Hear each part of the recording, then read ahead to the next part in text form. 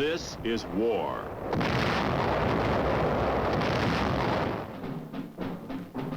War and its masses. War and its men.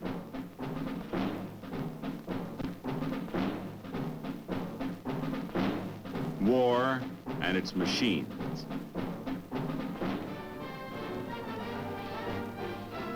Together they form the big picture.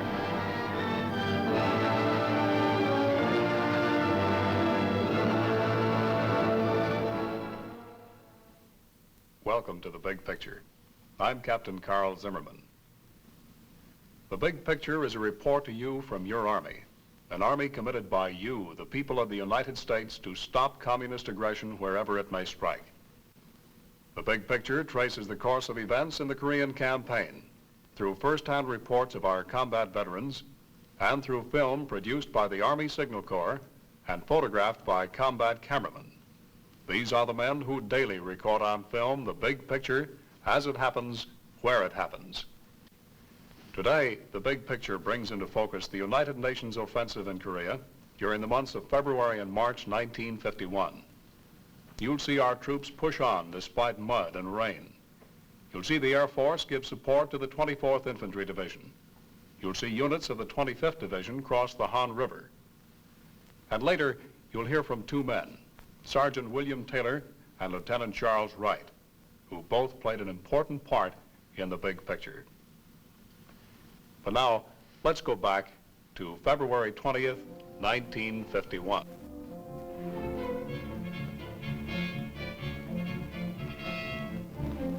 During the period of 20 February to 20 March, the United Nations Operation Killer continues in the face of weakening enemy resistance and the annual torrential rains.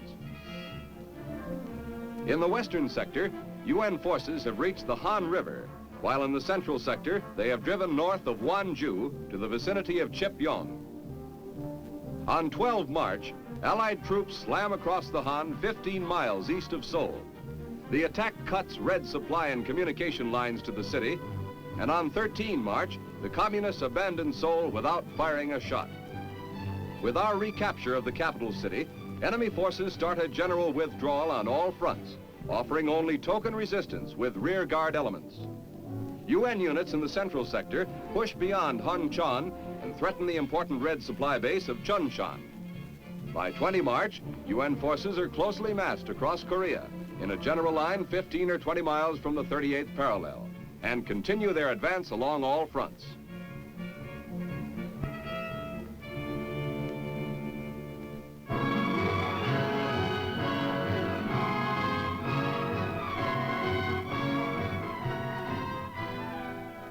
During the first week of Operation Killer, constant rains and the annual spring thaws produce quagmire conditions which do more to impede advancing UN columns than spotty red resistance. 1st Cavalry Division elements grind slowly northward in the central sector above Wonju on the heels of communist rear guard units. The purpose of Operation Killer is identical with that of the UN's limited offensive of the preceding month. General Ridgway again emphasizes that enemy casualties are his main objective.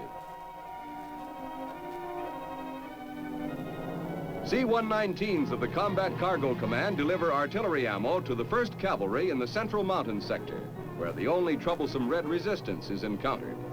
The load is ejected in a compact cluster, resulting in minimum spread on the drop zone. With road traffic mired, airlift operations again pay off to the advantage of our forces.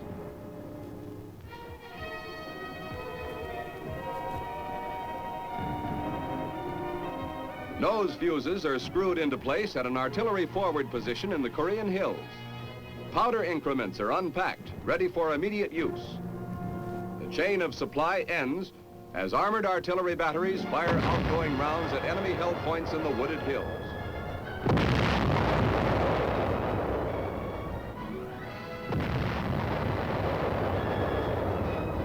Here, white phosphorus shells pound communist positions.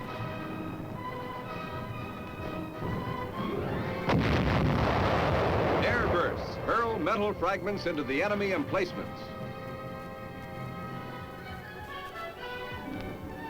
Since the Korean War began, the UN forces' close and plentiful artillery support has helped greatly to neutralize the large numerical superiority of the Reds. And here, artillery again softens communist defenses, clearing the way for the renewed Allied offensive.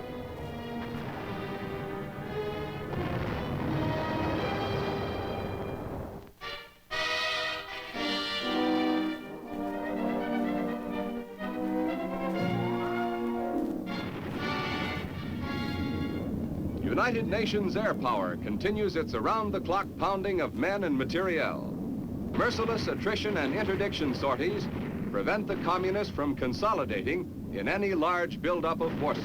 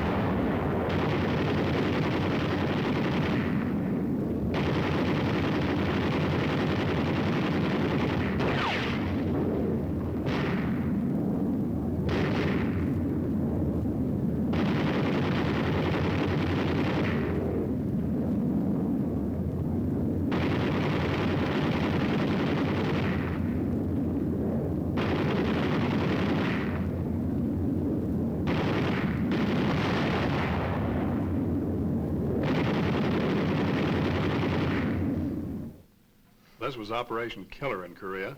We were attacking all along the front and chalking up as many Chinese casualties as we could. With the 24th Division at this time was Sergeant Bill Taylor of Oxford, North Carolina. Well, Bill, you were a platoon sergeant, right? That's right, sir. Could you give us an idea of just what the duties and responsibilities of a platoon sergeant are? Well, the first thing a platoon sergeant is responsible for, sir, is his men and equipment. You have to look out for your men to see that they are given the proper equipment, and also you have to make sure that they're at the right place at the right time. In other words, you're more or less father, sister, mother, and brother. And most of the time you didn't have an officer around to give you a hand either, did you? That's true, sir. This was Taylor's platoon. That's right, sir. Right, and you were pretty proud of it, Bill? Yes, sir, I was. Well, let's talk about the weapons. Now, this was a mortar platoon, wasn't it? That's correct, sir. Can you tell us about the weapons you used? Well, sir, we had two types of weapons, 57 recoilless rifle and a 60-millimeter mortar. And a 60-millimeter mortar, it's a small shell, though, even though if it's used correctly, it is a very, very good weapon. Now, by removing the safety pin and dropping it in the tube, it sets the shell off so that when contact is made with this impact fuse, it sets the shell off. It has a casualty producing radius of about 11 yards. Now, this was to give support to a rifle company, wasn't it? That's right, sir. Well, how about the 81 mortar over here? And the 81 is used to support a battalion.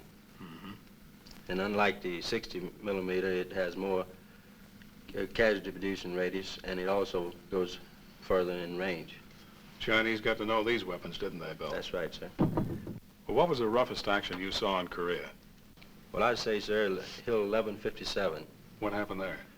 Well, sir, we pushed off in the morning approximately 5 o'clock, and it took us all day long to get to the top of it. There was a lot of rough climbing, and snow was deep. It made it slicky. You'd probably sometimes take one step and slide two. Well, besides many other things, this rifleman had to be a mountain climber, too, huh? That's right, sir. Well, tell us what happened up there, Bill. Well, finally, when we got to the top of it, which was about 8 o'clock at night, we pushed up on the highest knob. As we got to the top of it, after we pushed up there, the gooks come back and took the hill again, pushed us off of it. So, being as it was after it was night and we had nowhere to go, and the gooks was all around us anyhow, we stopped at the bottom of the knob and set up a company perimeter. Were you able to dig in at all, Bill? No, the ground was frozen. Also, the snow was so deep we didn't have any chance to dig in. Well, how'd you form a defense there? Well, we set up a circle. In other words, we put all our men we had in a circle so that we could guard all sides. They were attacking us from all sides. You were wounded about this time, too, weren't you, Bill? About 4 o'clock in the morning, sir, when I was wounded. What was going on then? Well, I was told to take my squad, as I was a squad leader at the time, and fill in a gap in the line. And this gap was pretty close to machine guns, and as I was trying to get them in position, why they threw some more mortar rounds in, and I was wounded by one of those mortar rounds. Took a lot of casualties on this hill, didn't we? Quite a few, sir. Were we able to take care of them? Well, our company medics did the best job they could do, naturally, but as far as evacuating the wounded at night, you couldn't do it. It was impossible. How about the next morning? Well, as soon as daylight came, we sent all the men that could walk. We sent them off the hill. Of course, we tied some of our patients into a litter and took them down that way by South Korean jiggy bears, and another way we evacuated a few of them by helicopter. When you were fighting on this hill, Bill, was there any infiltration going on? Well, once we caught a Chinese in our perimeter folding a GI blanket, and one of our South Koreans spoke to him, and right away he jumped off the side of a hill there and slid down a little gully. Well, Bill, there were a lot of hills like 1157, weren't there? Yeah, but not all as hard to climb as that one. But there were a lot of hills. That's true. And you couldn't go around them, you had to go over them. That's it, exactly. Well, Bill, let's see some of those hills now, as we watch your old outfit, the 24th Division, continue to pound the Chinese. During the period 5 to 12 March, the United Nations attrition offensive moved steadily ahead in the Yangpyeong area north of the Han River. Across muddy and snow-streaked fields, troops of the 24th Division carry the battle to the enemy, with a heavy strike at strong communist forces entrenched on the western foothills of Korea's central mountains. Heavy armor of the United Nations moves up in close support of the 24th Division riflemen. The 8th Army's numerically superior armor enables them to supply Allied foot soldiers with maximum support. These tanks, playing on the superstitious nature of the enemy, are painted with the markings of the tiger. Intensified armor-supported attacks of this kind are rolling back the Red aggressors along most of the front and are preventing them from initiating any offensive action of their own.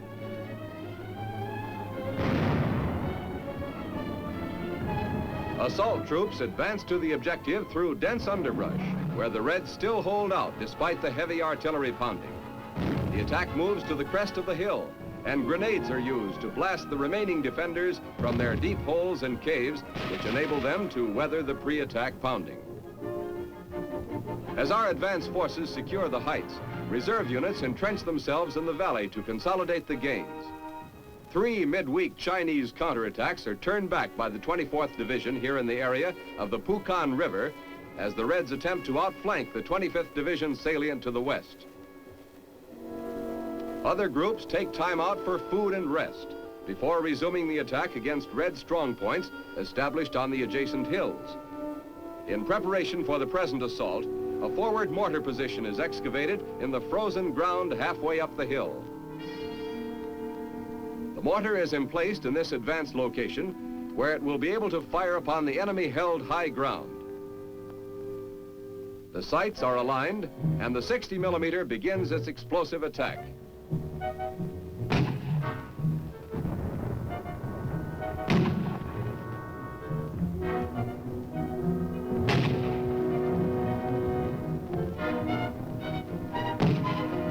A recoilless rifle is brought into action against the stubborn resistance.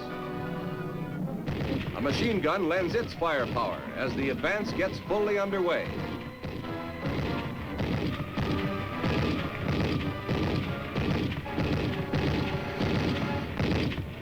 A Chinese prisoner is brought in for questioning after the position is taken in a hard but surprisingly short fight. The PW is uncertain of what treatment to expect, and anticipating the worst, he warily eyes his captors as they execute only a thorough search.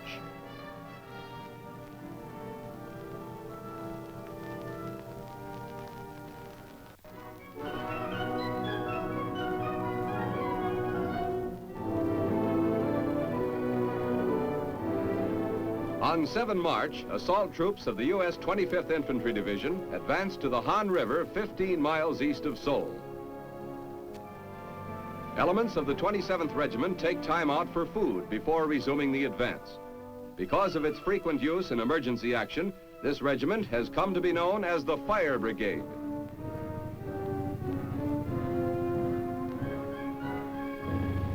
On the south bank of the Han, an engineer bulldozer clears an approach for a floating bridge to be erected across the river. This bridge will accommodate the medium tanks and other heavy vehicles.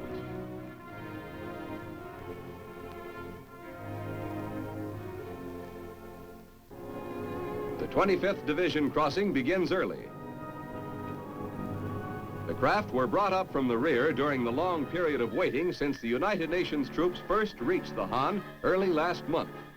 Elements of this crossing encounter little or no enemy resistance.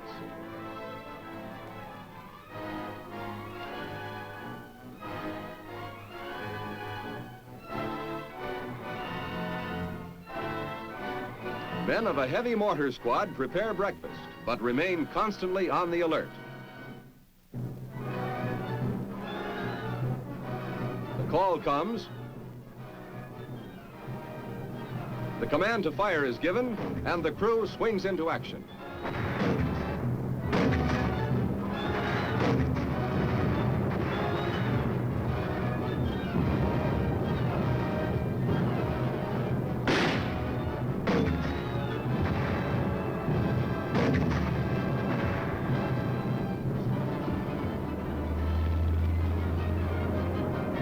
A tank adds its lethal punch.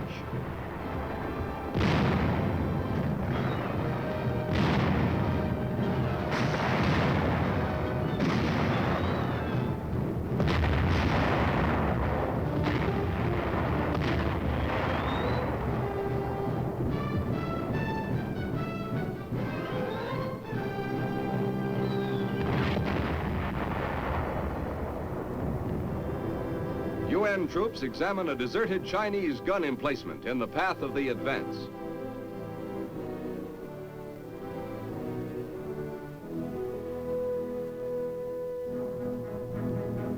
A causeway for a footbridge across the Han is constructed.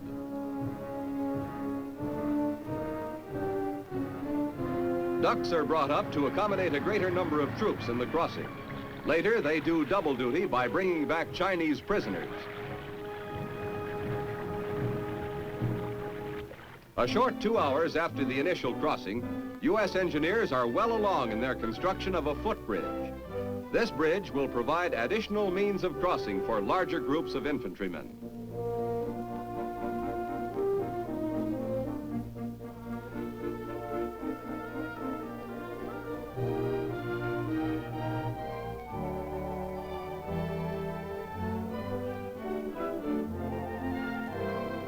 Two engineers have taken unexpected plunges into the cold water of the river, and men in an assault boat go to their rescue. The accident doesn't seem to dampen the spirits of either man, and soon the footbridge is completed and in operation. By late afternoon, the entire 25th Division is across the river and the day's objective is secured. bridgehead is continually expanded, and by week's end, patrols are engaged in probing action 7.5 miles north of the Han. That's how the 25th Division made the difficult crossing of the Han River. Now, to give you a more complete report of the front at this time, here's an Army officer who served with the 1st Cavalry Division. We want you to meet Lieutenant Charles Wright.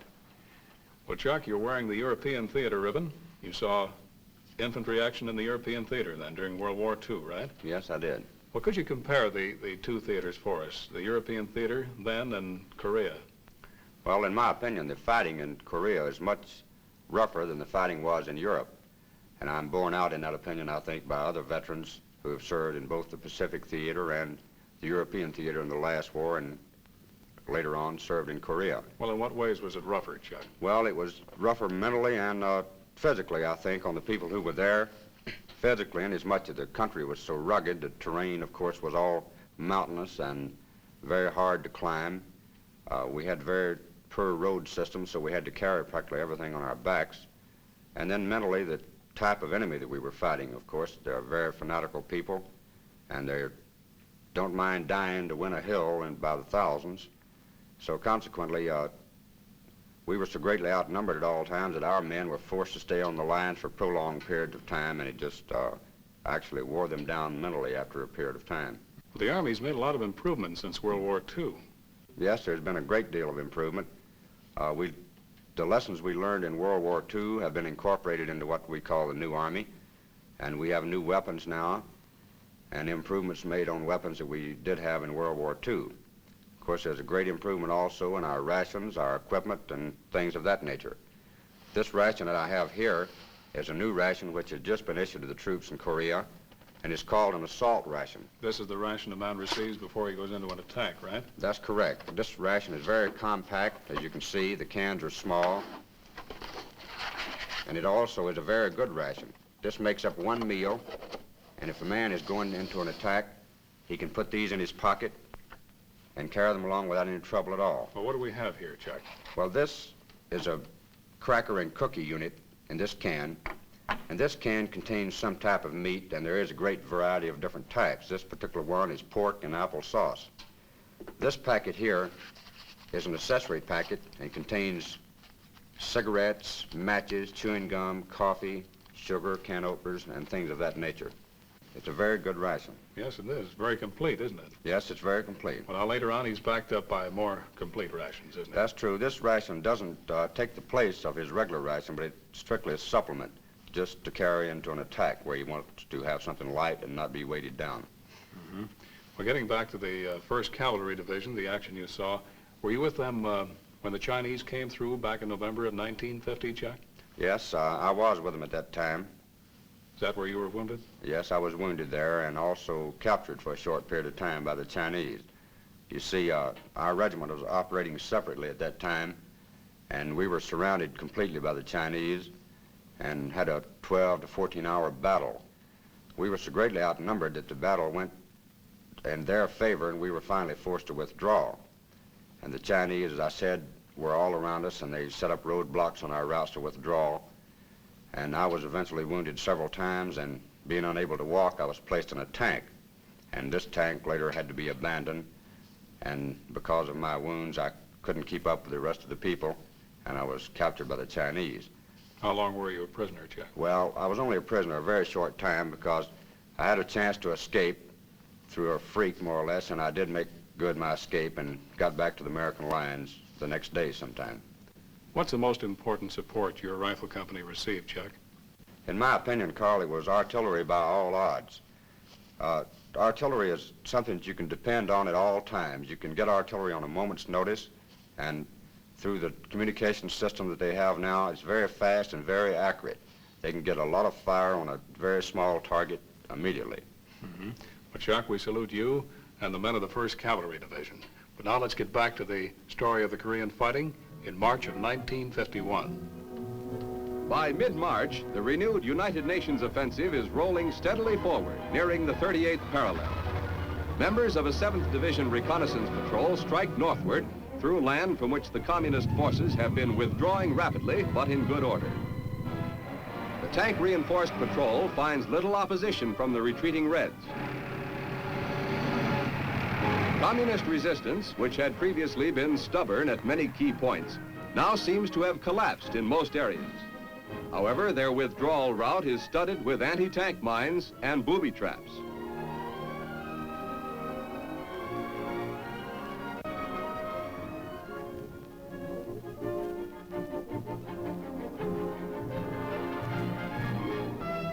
Mine detectors sweep the narrow roads.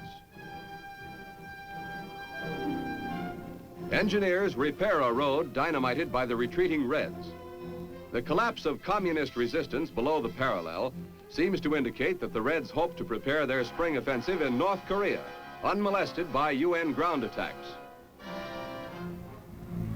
The blasted area is quickly restored, and the patrol continues toward the boundary line. Enemy casualties are low as the communists, pulling back mostly at night, carry out their retreat according to careful plan.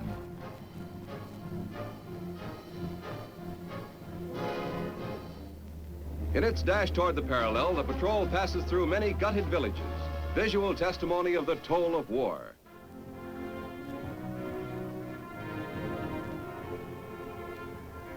One tank wallows in a stream, disabled by an enemy mine cleverly placed at the stream ford. Although time is precious, an attempt is made to tow the disabled tank from the water. Operating on a strict schedule, the patrol is attempting to reach the 38th parallel and return during the daylight hours. The tank bogs down in midstream and has to be abandoned. Loose equipment and removable armament are quickly stripped from the derelict tank. Near the parallel, Red rear guard positions are raked with 50 caliber fire.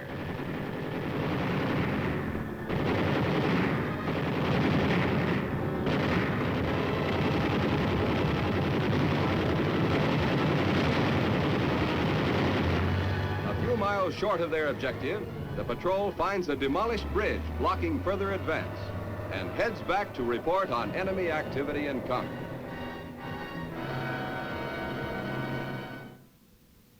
Those were the events that comprised the big picture from February 20th to March 20th, 1951.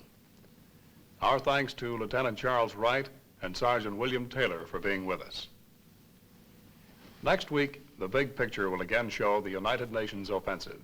You'll see our paratroopers landing near Munsan. You'll see Republic of Korea troops in action. You'll see the strength of an 8th Army Infantry tank team. From Europe, you'll see the activation of SHAPE and hear a message from General Eisenhower. And again, you'll hear from 2 combat veterans who saw, as it happened, a part of the big picture. This is Captain Carl Zimmerman inviting you to be with us then.